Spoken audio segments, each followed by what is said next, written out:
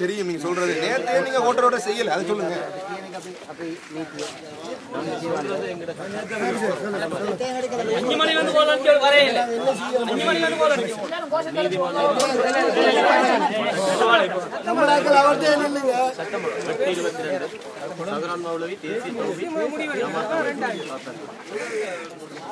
தடை உத்தரவு வேட்படி காத்தான்குடி போலீஸ் நிலைய பொறுப்பதிகாரினால் அறிக்கை செய்யப்பட்ட 2015 அறிக்கையின் பிரகாரம் அறிக்கையில்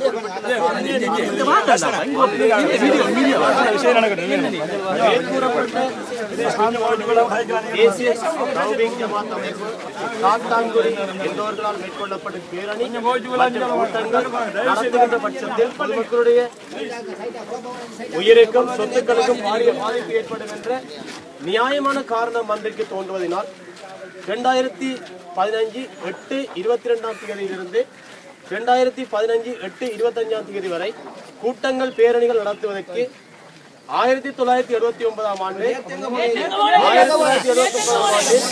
15ஆம் இலக்க குற்றவியல் சட்டமுறை கோவை சட்டம் 98(1)(106) தற்காலிக தடை உத்தரவு ஒன்றை மன்று கட்டளையிடுகிறது. இத்தடை உத்தரவை சட்ட நடவடிக்கை எடுக்குமாறு காத்தான்குடி போலீஸ் நிலைய பொறுப்பதிகாரிக்கு மன்று கட்டளையிடுகிறது. மன்று முந்தன நேத்து கட்டளையிடல.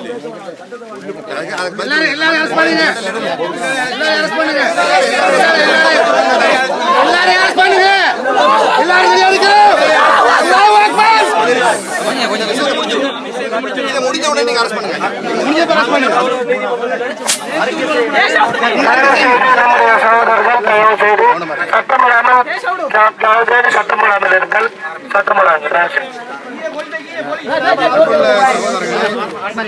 அன்புள்ள சகோதரர்களே, இந்த ஆர்ப்பாட்டம் எதற்காக அப்படின்னு கேட்டால், கடந்த 21ஆம் தேதி நேற்றைய தினம் சகோதரர் ஹிஸ்புல்லா அவர்களுக்கு தேசிய பட்டியல் எம்பி கொடுப்பதாக அறிவிப்பு செய்யப்பட்ட சில மணி நேரங்களிலேயே ஒரு ஊர்வலம் ஒன்று அவர்களுடைய ஆதரவாளர்கள் நடத்தினார்கள்.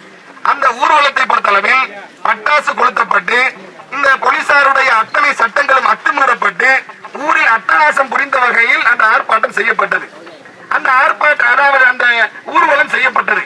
அந்த ஊர்வலத்தை நாங்கள் என்ன பண்ணவில்லை, எங்களுக்கு அது பிரச்சனை கிடையாது. சட்ட ஒழுங்கை பேண வேண்டிய பாதுகாக்க வேண்டிய போலீசார் அவர்களை தடுத்திருக்க வேண்டும். ஆனால் தடுக்க பகிரங்கமா வீதிகளில் அவர்கள் அந்த ஊர்வலத்தை செய்தார்கள். மெய்நிலையே அந்த ஊர்வலத்தை செய்தார்கள். அந்த ஊர்வலம் சரியாக ஒரு 50 பேர்களை கொண்ட ஒரு ஊர்வலமாக மக்ரிப் தொழுகை நேரத்தில் நேற்றைய தினம் நமது பள்ளிவாசல் பகுதிக்கு அது வருகிறது. அந்த பள்ளிவாசலுக்கு வரப்போதும் நமது சகோதரர்கள் சொன்னார்கள், இந்த பள்ளிக்கு முன்னால் பட்டாசு கொளுத்த வேண்டாம், நீங்க கொளுத்துவதாக இருந்தால் தள்ளி போய் அந்த வேலையை செய்து கொள்ளுங்கள். அல்லாஹ்வுடைய ஆலயத்துக்கு முன்பாக மக்ரிபுடைய நேரமாக இருக்கிறது, இந்த வேலையை செய்ய வேண்டாம் என்று கூறினார்கள். அப்ப அந்த ஆர்ப்பாட்டத்தில் அந்த ஊர்வலத்தில் கலந்து கொண்டவங்க என்ன பண்ணாங்கன்னு சொன்னால், இதை கேட்டுவிட்டு கொஞ்சம் சற்று தள்ளி போய் நின்று விட்டு மக்ரிப் தொழுகைக்கு தக்பீர் கட்டியவுடன், ஏன்னா ஹிஸ்புல்லாவுக்கு பின்னுக்கு இருக்கிற அதிகமான தொழுகையாளி கிடையாது, காடையர்கள், கடப்புலிகள், கங்காக்காரன், முருகத்துகள் இவங்க அங்க பின்னுக்கு இருக்கிறார்கள். மக்ரிப் தொழுகை இங்கு நடைபெறுகிறது. இந்த காடையர்கள் என்ன பண்ணுகிறார்கள் என்றால், தொழுகை நடைபெறுகிற போது பள்ளிவாசலுக்கு முன்பாக பட்டாசு கட்டொன்றை போட்டு 2வது ரக்காத்திலே தொழுகையாளிகளுக்கு மிகப்பெரிய பாதிப்பை ஏற்படுத்துகிறார்கள். உடனே நம்ம மக்கள் என்ன பண்ணாங்க என்றால், தொழுகை முடிஞ்ச உடனேயும் ஒரு சில சகோதரர்கள் அந்த இடத்துக்கு போய், நீங்க பட்டாசு போடுவதாக இருந்தால் தள்ளி போய் பட்டாசு போடுங்கள், என்ன சொல்லல, பட்டாசு ஏண்டா போட்டாங்கன்னு சொல்லி சண்டைக்கு போகல, பட்டாசு போட போறீங்க தள்ளி போய் போடு, இறை இல்லத்துக்கு முன்னாடி போடக்கூடாதுன்னு சொன்னதுக்கு இதைத்தான் எடுத்து சொன்னார்கள். வேற ஒன்றுக்கும் போகல. எடுத்து சொல்லி முன்ன அந்த பேச்சுவார்த்தை நடக்கிற போது கூறிய ஆயுதங்களால் நல்ல தெளிவா வச்சுக்க, கம்பு கிடையாது, அந்த கம்பிலேயே ஆணிகள், போல்ட் ஆணிகள் செட் பண்ணி வந்திருக்கிறார். தௌஃபீக் ஒருத்தன், ஜுனுபங்கிறவன், அந்த அத்தனை ரவுடிகளும் அதில் பங்கெடுத்தவர்கள் கூறிய ஆயுதத்தை கையில வச்சிருக்கிறாங்க. அதுல முதலாவதாக நமது சகோதரர் ரில்வான் சொல்லக்கூடிய எங்க சகோதரர் கடுமையாக தாக்கப்படுகிறார், மயக்கம் ஏற்படுற அளவுக்கு தாக்கப்படுகிறார். அதனால் இன்றைக்கு நீங்க பார்க்கலாம், மட்டக்களப்பு போதனா வைத்தியசாலையில் 9வது வார்டில் முன் மூளையில் இரத்த கசிவு ஏற்பட்டு அவர் வைத்தியசாலை அட்மிட் பண்ணப்பட்டிருக்கிறார். ஹிஸ்புல்லாவுடைய அரசியல் காரித்தனத்துக்கு ஒரு ஆதாரம். ஃபைரூசர் சொல்லக்கூடிய சகோதரர், எங்களுடைய மீடியாக்காரர், மீடியா துறையில் இருக்கிறவர், அந்த சகோதரருடைய தலையில் போல்டானை அடிச்சிருக்கிறார்கள். தலையில் ஓட்டை. இன்று ஆபரேஷனுக்கு பிறகு அந்த வைத்தியசாலையில் அவரும் பண்ணிக்கிறார், அட்மிட் செய்யப்பட்டிருக்கிறார். அதுக்கு பிறகு ஷாஜஹான் சொல்லக்கூடிய சகோதரருக்கு மயக்கம் வார அளவுக்கு போட்டு அடித்தார்கள். இது திட்டமிட்டு தனியா ஆணி அடித்த நிலையில் அந்த ஆயுதங்களை கொண்டு வந்தார்கள். 50 பேர் வந்தார்கள். அவர்களுடைய விவரங்களை பொறுத்தளவுல 50 பேரையும் எடுத்து சொல்ல முடியல. அதில் அடையாளப்படுத்தப்படக்கூடிய ஒரு 9 பேர் இருக்கிறார்கள். தௌஃபீக் சொல்லக்கூடிய பரீட்டகர் டீன் வீதியை சேர்ந்த, அந்த டீன் சாப்பாட்டு கடை வீதியை சேர்ந்த பரீட் என்று சொல்லக்கூடிய தௌஃபீக் சொல்லக்கூடிய ஒருவர் இதுல முக்கியமான ஒரு அயோக்கியனாக அடையாளப்படுத்தப்படுகிறார். இவர்தான் மிக அதிகமான பாதிப்பு ஏற்படுத்துவது காரணமாக இருந்தவர். ஜுனுப் என்று சொல்லக்கூடிய ஒரு முருத்தத், இவர் அப்துல் ஆள் வந்து அமானுல்லா வீதியை சேர்ந்தவர். மூன்றாவதாக மாண்டா அஷ்ரப் சொல்லப்படக்கூடிய கடற்கரை வீதியை சேர்ந்தவர். நலீம் என்று சொல்லக்கூடிய இந்த ரோட்டிலேயே இந்த பக்கத்து தெருவில் இருக்கக்கூடிய பிரதோஷ நகர் 2ஆம் குறுக்கை சேர்ந்தவர். பாகிம் என்று சொல்லக்கூடிய மில்லத் சாலி அவருடைய மகன் புதிய காத்தாங்குடி பத்ரியா வீதியை சேர்ந்தவர். அதே மாதிரி வந்து அஸ்கர் சொல்லக்கூடிய அலிமா வைத்தியருடைய மகன். பாருங்கள், ஒரு கிரேடான ஒரு தொழில் செய்யக்கூடிய குடும்பத்தில் உள்ள ஒருத்தன் இந்த அரசியல் கடப்புலி காவாலியாக திரிவதை நம்ம பார்க்கிறோம். 7ஆவதாக நபீல் என்று சொல்லக்கூடிய ஹஞ்சா கலாலுடைய மகன். கஞ்சாவே ஹராம், இதுல வேற ஹலால். அவருடைய மகன் யாரு? நபீல். அவர் இந்த அடாவடித்தனத்தில் பங்கெடுத்தவர். இன்சாப் சொல்லக்கூடிய ஒருவர், இன்னும் ஒரு இஸ்மாயில் சொல்லக்கூடிய ஒருவர். இவங்களை வந்து காவல்துறையினர் கைது செய்ய வேண்டும் என்று என்ன பண்ணோம், ஒரு டார்ச்சர் கொடுக்கிறோம். அன்புள்ள சகோதரர்களே, இவர்களில் ஒரு சிலரை ஜஸ்மின் சொல்லக்கூடியவர், இன்னும் பலர் அதில் என்ன பண்றார்கள், அஸ்மின் சொல்லக்கூடியவர் எல்லாம் நிறைய பேர் இருக்கிறார்கள். இந்த ஆர்ப்பாட்டத்தினூடாக சில தீர்மானங்களை சொல்ல விரும்புகிறோம். முதலாவதாக, கலவரத்திற்கு இந்த கைகலப்புக்கு முழு பொறுப்பு சகோதரர் ஹிஸ்புல்லா. இதை ஏற்றி ஆக வேண்டும். தௌஹீத் ஜமாத் ஏகமனதாக சொல்கிறது, இதுக்கு முழு சூத்திரதாரி யாரு? சகோதரர் ஹிஸ்புல்லா. இரண்டாவதாக, ஹிஸ்புல்லாவின் காடையர்களுடைய கொட்டத்தை காவல்துறை அடக்க வேண்டும். மெனக்கட்ட ஆர்ப்பாட்டத்துக்கு வாரீங்கல்ல, இந்த நீதிமன்றத்துடைய அறிக்கைகளை சமர்ப்பிக்கீங்களே, உங்களுக்கு தைரியம் இருந்தா ஹிஸ்புல்லாவுக்கு முன்னுக்கு போய் நீங்க சொல்லணும். அதே ஆர்ப்பாட்டம் நடத்தாய், நீ வந்து ஊர்வலத்துக்கு போறாய், உனக்கு இதுல என்ன அதிகாரம் இருக்குது? நீதிமன்றம் சடை திட்டம் உத்தரவு பிறப்பிச்சிருக்கிறது, நீ வந்து ஊர்வலம் போகக்கூடாது என்று நீங்க சொல்றீங்களா? எங்கிட்ட வந்து சொல்ற நாங்க சொல்ல வேண்டும். காவல்துறைக்கு இந்த செய்தியை சொல்லி வைக்க விரும்புகிறோம். மூன்றாவதாக, இவர்களை கைது பண்ணிருக்கிறாங்க கொஞ்சம் பேரை, ஜுனுபை தவிர ஒரு சிலர்களை கைது பண்ணிருக்கிறார்கள் காவல்துறை. கைது செஞ்சுட்டு எங்களுக்கு சீன் காட்டக்கூடாது. என்ன சீன் காட்டுவீங்க? கொஞ்ச நேரம் அங்க வச்சிருந்துட்டு பிறகு விடுதலை பண்றது. இந்த பருப்பு தௌஹீத் ஜமாத்தில் வேகாது. இதுல தெளிவாக இருக்கும். சில மணி நேரங்களில் விடுதலை செய்தால் மட்டக்களப்பிலே இந்த ஆர்ப்பாட்டம் இடம்பெறும். இன்ஷா அல்லாஹ் ஏஎஸ்பி ஆபீஸுக்கு முன்னால் இந்த ஆர்ப்பாட்டத்தை என்ன பண்ணுவோம், நடத்தி ஆகும். மைத்திரியுடைய நல்லாட்சியில் നിങ്ങൾക്ക് நம்பிக்கை இருக்குது. ஆனால் மைத்திரி அவர்கள் அட்டகாசம் புரிகின்ற இந்த ஹிஸ்புல்லாவுக்கு கண்டிப்பாக இடம் கொடுக்க கூடாது. அவருக்கு அவர் மக்களால் தோற்கடிக்கப்பட்டவர். மைத்திரி அரசு இவருக்கு தேசிய பட்டியலில் இடம் கொடுத்ததை பரிசீலிக்க வேண்டும், அதை ரத்து செய்ய வேண்டும் என்பதையும் இந்த ஆர்ப்பாட்டத்தில் தீர்மானமாக முன்வைக்கிறோம். ஹிஸ்புல்லாவுக்கும் சில செய்திகளை சொல்லி வைக்க விரும்புகிறோம். நீங்கள் வெற்றி பெற்று பதவிக்கு வரவில்லை என்பதை முதலில் மனசில் நிறுத்திக் கொள்ளுங்கள். வெற்றி பெற்று வந்திருக்கிறீங்க, வெற்றி பெற்று வரல. காத்தாங்குடி மக்கள் தோல்வியை சந்தித்தீர்கள். இது வந்து படுதோல்வியை நீங்க சந்திச்சுட்டு இந்த தேசிய பட்டியலோட வந்து விட்டு இவ்வளவு ஆட்டம் போடணுமா? தேசிய பட்டியல் என்ற யாரு கொடுக்கிறது?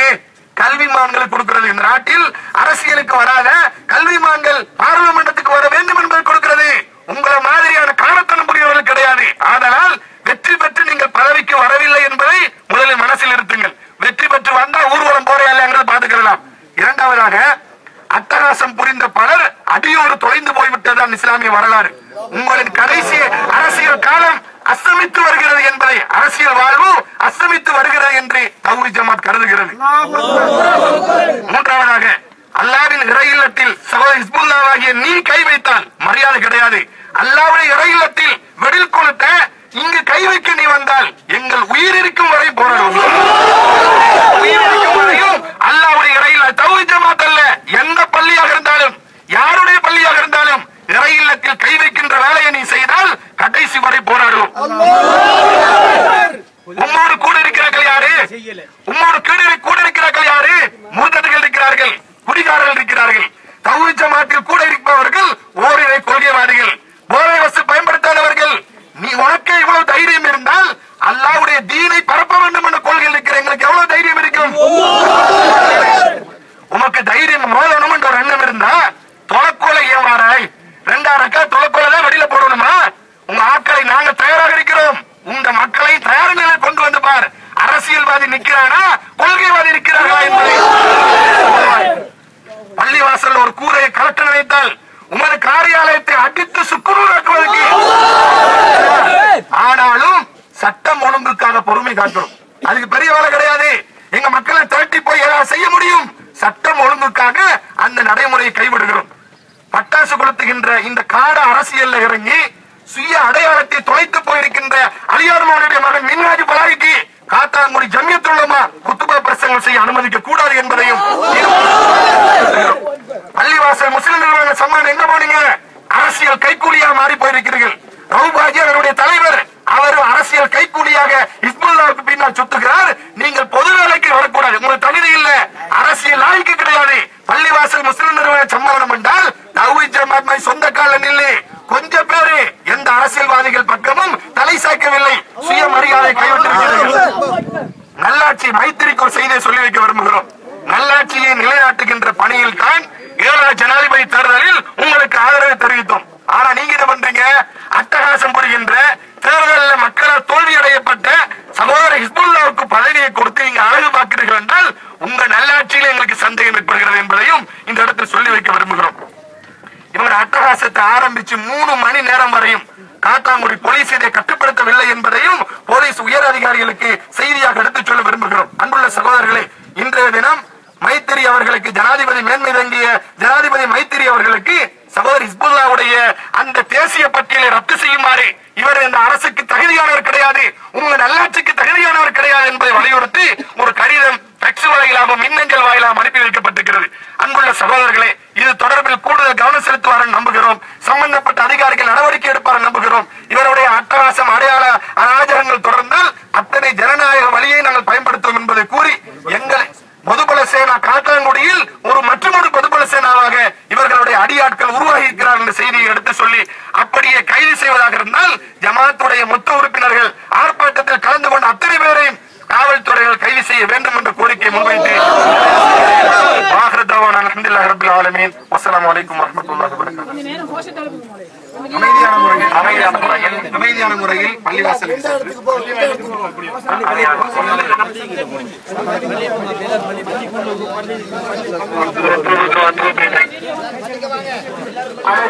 பள்ளிவாயலூர் செல்லுமாறு வேண்டப்படுகிறீர்கள்.